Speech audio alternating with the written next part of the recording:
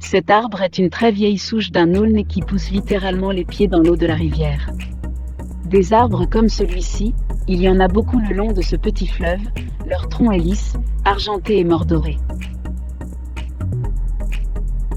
La progression des différentes étapes du travail explique pourquoi il est important de maîtriser son sujet dès le départ, sur sa toile blanche, même et surtout si le motif est extrêmement simpliste. C'est un genre de tableau un peu casse-gueule, car trop minimaliste dans son sujet et embrouillé d'un amas de branchages qu'il faut élaguer virtuellement.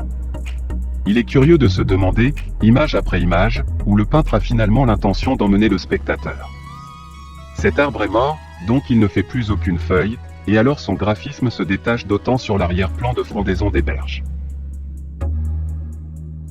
Lisieux, vieil aulne au bord de la Touques, huile sur toile de lin, 33 sur 41 cm, peint au couteau en 2018. Vidéo saisissante où je découvre les vigoureux coups de couteau, en pleine pâte, que le peintre a travaillé comme un véritable sculpteur dans l'écorce de cet arbre mort. Remarquez bien les racines qui s'agrippent dans la terre et les cailloux du lit de la rivière, qui, en cet instant est à un niveau assez bas, lorsque les crues arrivent l'arbre disparaît à moitié. Sur cette toile de très nombreux gris chauds donne une atmosphère douce qui illumine les tonalités froides. À quelques mètres de cet arbre mort, les berges de la rivière sont bien misérables, rives effondrées rendant tout passage impossible, arbres tronçonnés car ombrageux, et les squelettes abandonnés des anciens vanages industriels. Bucolique tout cet environnement? Pas vraiment. Et c'est grand dommage, cet endroit peut devenir touristiquement intéressant sur l'histoire de la ville au siècle passé. Ce croquis, fait à la plume rehaussée de la vie, est une simple étude réalisée sur place en vue d'une toile. Je n'ai pas donné suite, le coin très curieux et isolé n'est pas trop bien fréquenté, ceci représente la seule structure étonnante et historique de ce que les Lexoviens appellent le vanage bleu.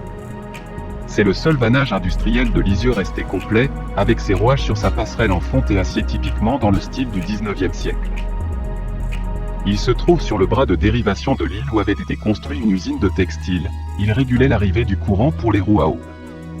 Un autre, en aval, beaucoup plus important, puisque traversier du lit général de la rivière, a été supprimé.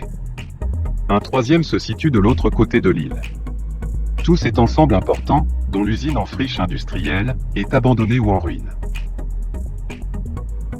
Lisieux, ancienne filature abandonnée au bord de la Touques, huile sur toile de lin, 33 sur 41 cm.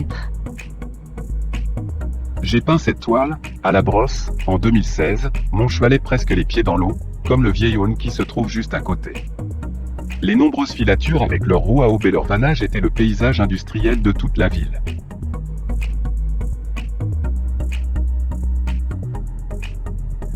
Ce n'est pas, justement, parce que cet arbre est si tourmenté que l'esprit du peintre le soit tout autant, c'est peut-être la difficulté graphique qui, accaparant l'attention au cours de l'exécution, libère le motif.